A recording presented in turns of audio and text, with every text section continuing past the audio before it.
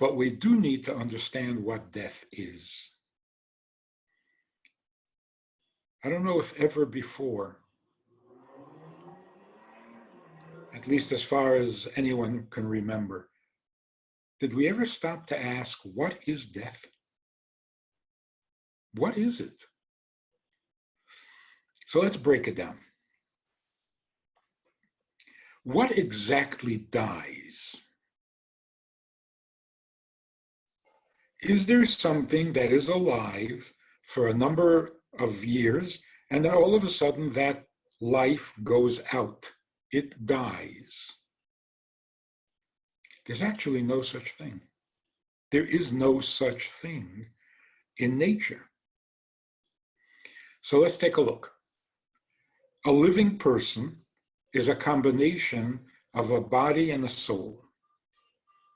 A body and soul that are so perfectly matched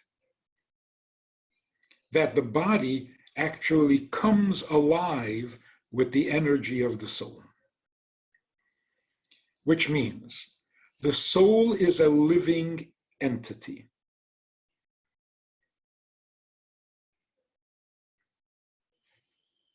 It's like this comedian who says, I always wondered, what do batteries run on? What are the batteries of the batteries? What do they look like? The soul doesn't run on somebody else's energy. The soul is a living thing. It is alive. So alive that if it gets really close to a body, even the body will come alive. Which means that the body by itself, without the soul, is never alive. It's from dust to dust. The body is made of earth, and it goes back to earth eventually. So look at what's happening. The body and the soul are together for 120 years, to be optimistic. Then after 120 years, they separate. The soul goes back to being a soul, which it was before it came into the body. So it is still alive because life doesn't die. I mean, how can life die? That's like, how can you have dry water or cold fire? Life is alive. It can't die. So it just goes from here to there. It passes. It doesn't extinguish. The body, on the other hand, is no longer alive. But then again, it was never really alive. It was borrowing life from the soul. So you can't really say that the body died because it's not a living thing. The soul doesn't die because it is a living thing. So what died? It turns out, and this is the Torah definition, death means the contract has run out. The combination of body and soul, every time a soul is sent into a body, it is given a certain amount of time. The angel announces prior to conception how long this person is going to be a combination of body and soul. When that time is up, they separate. The body goes back to where it came from, its natural origins, which is the earth, and that's why we don't cremate. The body needs to be allowed to go back to where it came from, to its nature. That is best for the body, most natural. And the soul goes back to where it came from. A soul among souls.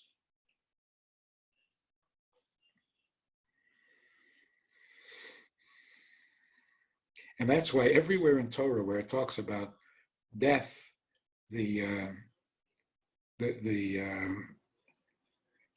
the short time that we get to spend as a body and soul, wherever it speaks of that, it speaks about the limit of days, the end of days, the days given for this body and soul to be together.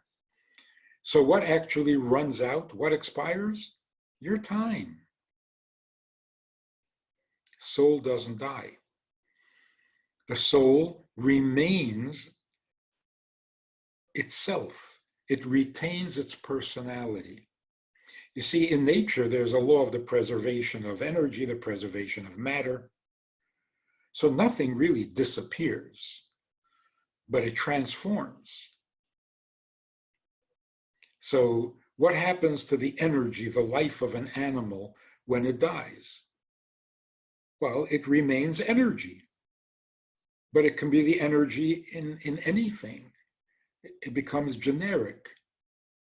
The human being, the soul of the human being, doesn't just remain in existence.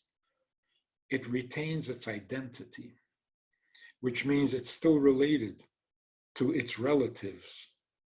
It retains all of its memories, its agonies and its ecstasies. It is the personality that it was in the body, because all activity is the soul. The eye doesn't see, the ear doesn't hear, the brain doesn't think. It's the soul thinking through the brain. The soul sees through the eyes. But without the eyes, the soul would see better. The eyes are kind of limiting because an eye can only handle so much light. Whereas the soul can see much better when it's not inside the body. So everything the soul saw while it was in the body, it remembers and it retains. The body, on the other hand, remembers nothing because it wasn't the body that was seeing or hearing or feeling or thinking. So when your father, grandfather, mother, grandmother pass away, the relationship has not changed. Your mother is still your mother, your father is still your father. They're hard to reach. Some parents are hard to reach even when they're in their body. But they are still very much real, very much themselves. They still care about the things they cared about. And that's why, naturally, when a parent passes away, children sit down and say, what would dad have wanted? Trying to make a decision about what to do. They seriously consider, what would dad have wanted? What would dad say? What would make him happy? In other words, he is still himself. What used to make him happy will make him happy now too. Well, except for some things. Like drinking too much or smoking too much. We're talking about the real stuff. So when we say Kaddish for a person who passed away, we're actually communicating with that soul. The soul needs the Kaddish. We're doing it for the soul. The soul appreciates it. Parents are finally getting a little nachas from their kid. It's all real. The body, well, the body is a lump of clay, and it goes back to being a lump of clay. So if your child asks, what's going on with all these people dying? And they're frightened. You need to explain to them exactly what death is. It's time.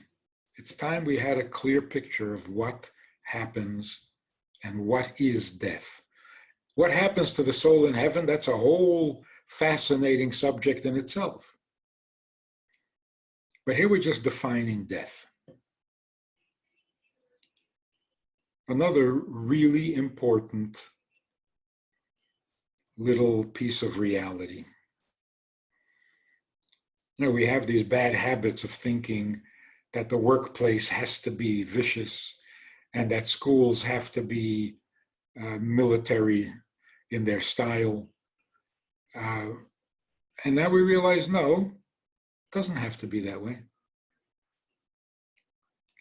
We're also realizing that we've had assumptions about death and life and death that aren't necessary at all. The assumption is, and was for a very long time, that life is temporary and fleeting, and death is forever. I mean, isn't that the default position in most people's minds? Life is so brief. You got to take advantage of every hour of every day, because before you know it, death, whoa, death is scary because that's forever. Not correct. Simply not correct. Death is temporary, life is forever. It can't be any other way. It's counterintuitive. Life is rich, life is pleasure, life is real, life is necessary, life is productive, and that's temporary. Death is empty, it's meaningless, it's pointless, there's no pleasure in it, and that's permanent. That's depressing. Can't be true. It can't be true. This attitude, we are born to die, that's ridiculous. It's the opposite. Life is forever, death is temporary. And death is temporary in two ways. First of all, the entire phenomenon, the entire notion that a person is alive and then it's over, that's temporary. This is not going to continue forever. People are going to stop dying because there's just no point to it.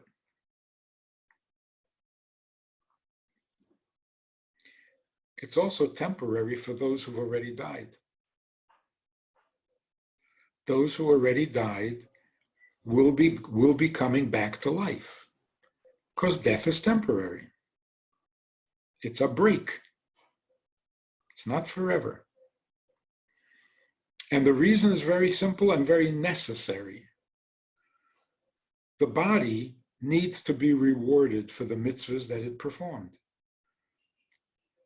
We're told that when the soul goes back to heaven, it receives a reward. But who is more deserving of the reward, the body or the soul? Does the soul do mitzvahs? Is it the soul that lights a candle? Is it the soul that eats a piece of matzah on Pesach? Is it the soul that bakes challah and gives it to a hungry person? It's 80% body, 90% body. Of course, the body couldn't do it without the soul. But the actual doing, it's all body. So it would be totally an injustice if the soul gets rewarded and the body just goes back to where it came from. No, that can't be. We would never accept such judgment. So the body has to come back. Is that a little weird? Is that a little creepy to think of bodies coming back? Not really. There are people who have gotten close to dying, either from illness or from abuse. People who look like skeletons, and they were on their last legs, And then they were liberated from the camps and they were given some nourishment. And then they thrived, started businesses, started families, had great grandchildren, lived to be 102. Isn't it amazing? Almost every survivor passes away in their 90s.